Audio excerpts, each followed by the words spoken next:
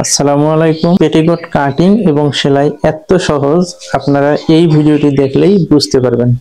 দেখেন, এখানে 2 গজ 6 গিরা কাপড় আছে। কাপড়টা কাটার আগে আপনারা দেখে নেবেন কোথাও কোনো রিজেক্ট আছে কিনা। কাপড়টা এভাবে ভালোভাবে বসায় নেবেন। এই সাইডটা হচ্ছে বন্ধ সাইড, আর এই সাইডটা হচ্ছে খোলা সাইড, পাড়ের এই সাইড। ওকে, তারপর এভাবে একটা সোজা ভাবে দাগ দিয়ে নেবেন। সেলাইয়ের জন্য আধা ইঞ্চি পরিমাণ কাপড় রাখবেন।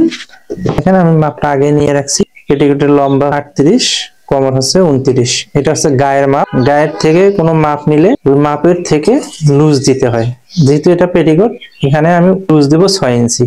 6 ইঞ্চি লুজ দিলে তাহলে পেটিকোটটা পরতে পারবে। লম্বা হচ্ছে 38, এখানে 2 ইঞ্চি চওড়া বেল্টের জন্য বাদ দেবো।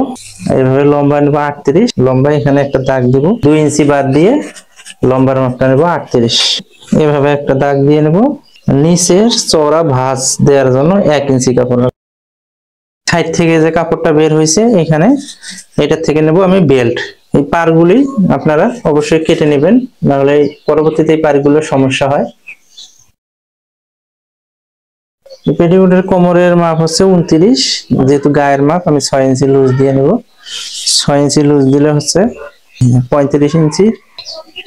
35 ইঞ্চির 8 ভাগ করে নেব।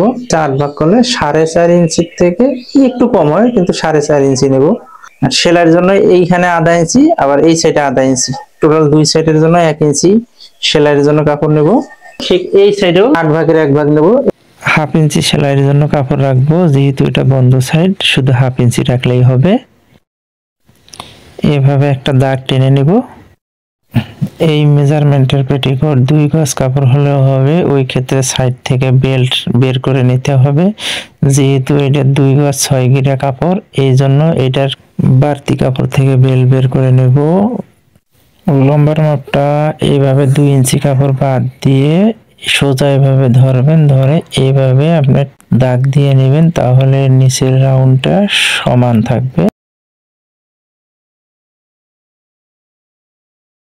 দেখেন, এখানে 2 পার্ট। বেলটা হবে 35 ইঞ্চি থাকবে। 35 এর অর্ধেক হচ্ছে 17.5, 17.5।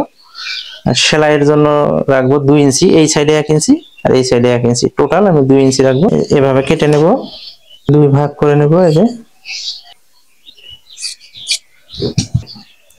এই যে বেল্ট হয়ে গেল।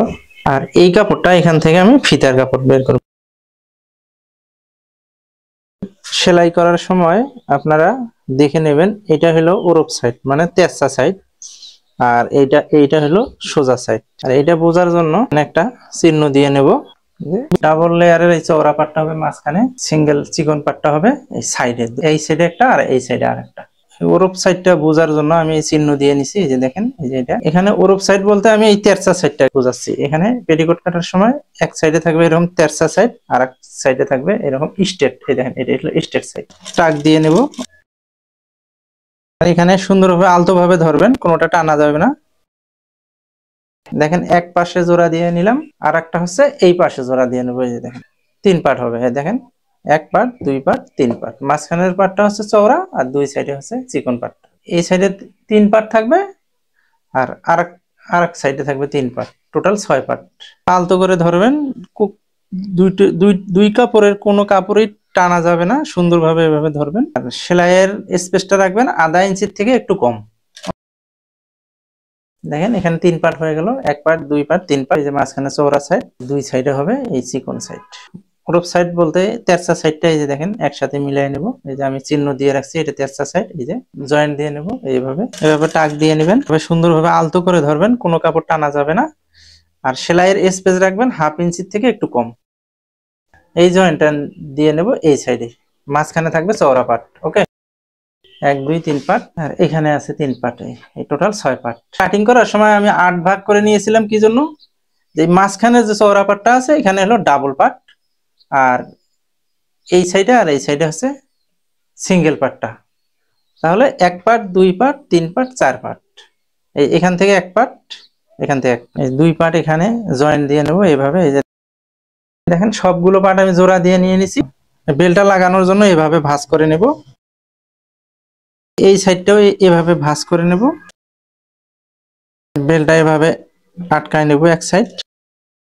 পেটিকোটের কোমরের এই বেল্টটা বিভিন্ন ভাবে লাগানো যায়, কিন্তু আমি আপনাদেরকে সহজভাবে দেখানোর জন্য এইভাবে লাগাচ্ছি বেল্টটা।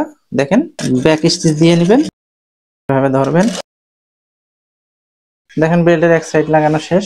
এই বেল্ট কিন্তু বিভিন্ন নিয়মে লাগানো যায়, কিন্তু আমি আপনাদের নতুনদেরকে বোঝানোর সাথে এভাবে দেখাচ্ছি, যাতে নতুনরাও সুন্দরভাবে বেল্টটা লাগাইতে পারে, এই জন্য। ওকে,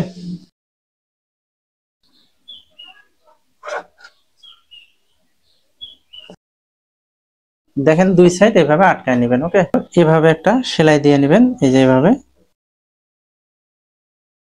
তারপর আপনারা একদম যারা নতুন তাদের জন্য আমি এইভাবে দেখাচ্ছি, এইভাবে একটা ভাঁজ দিয়ে নেবেন, এই যে এভাবে। দেখেন সমান করে এই যে সেলাইয়ের সঙ্গে, তারপর এইভাবে এই সমান ভাবে ধরবেন, এই যে দেখেন এইভাবে সমান করে ধরবেন, মানে ব্যাক স্টিচ দিয়ে নেবেন ভালোভাবে। এই বেল্টের কাপড়ের উপরে এই সেলাইটা দিবেন, এই যে দেখছেন। এই বেল্টটা লাগানোর সময় আপনারা এই সেলাই থেকে এক সুতা ভিতরে রাখবেন, এই কাপড়টা। ওকে, একটু ভিতরে, এই দেখেন এই যে এই সেলাইটা আটক হয়ে গেছে, এই যে এভাবে এভাবে সুন্দরভাবে আলতো ভাবে ধরবেন, যাতে এই বেল্টটা কোনো পেঁচ না খায়। এই যে দেখেন একটা সেলাই শেষ, এই যে এখানে আমি পুরো সেলাইটা আটকায় দিছি। ওকে, তারপর আর একটা সেলাই আপনারা এই যে এইভাবে চিকন ফিটের 1 ফিট ফাঁকে আর একটা সেলাই দিয়ে নেবেন, এইভাবে টাকিয়ে নেবেন, মানে এভাবে আটকায় নেবেন বেল্টটা। এই বেল্টের এখানে ডাবল সেলাই দিবেন, দেখেন আমি ডাবল সেলাই দিয়ে নিয়েছি। তারপর কাপড়টা এভাবে উল্টায় নেবেন, এভাবে উপরে সমান করে ধরবেন, ধরে এভাবে আটকায় দেবেন। উপর থেকে এই পর্যন্ত 4.5 ইঞ্চি পরিমাণ ফাঁকা রাখবেন। 4.5 ইঞ্চির থেকে একটু কম হলেও সমস্যা নেই, তবে বেশি রাখার কোনো প্রয়োজন নেই। ওকে, সেলাই করার পরে এভাবে পেটিকোটটা উল্টায় নেবেন, তারপরে এভাবে একটা নিচে একটা ভাঁজ দিয়ে সেলাই করে নেবেন, দাগ বরাবর ভাঁজ দিয়ে দেব, এই যে এভাবে সমান করে ভাঁজ দেব। ভাঁজ দেওয়ার সময় অবশ্যই এই নিচের কাপড়টা একটু টানতে হবে, প্রয়োজন মতো টান দিয়ে নেবেন, ঠিক আছে। এই যে নিচের এই কাপড়টা একটু টান রাখতে হবে হালকা, এই যে এরকম প্রয়োজন মতো আপনারা টান দিয়ে নেবেন, ঠিক। নিচের সেলাই দেওয়া শেষ। এখানে ডাবল সেলাই হয়, যদি আপনারা ডাবল সেলাই দেন ওই ক্ষেত্রে ঠিক এই কিনার দিয়ে, এই যে একদম এই কিনার দিয়ে একটা সেলাই দিয়ে নেবেন। আমি এটা সিঙ্গেল সেলাই দেব, আমি আর ডাবল সেলাই দেব না। ওকে, পেটিকোট কাটিং এবং সেলাই শেষ। নেক্সট ভিডিওতে অন্য কিছু কাটিং সেলাই দেখাবো। ধন্যবাদ।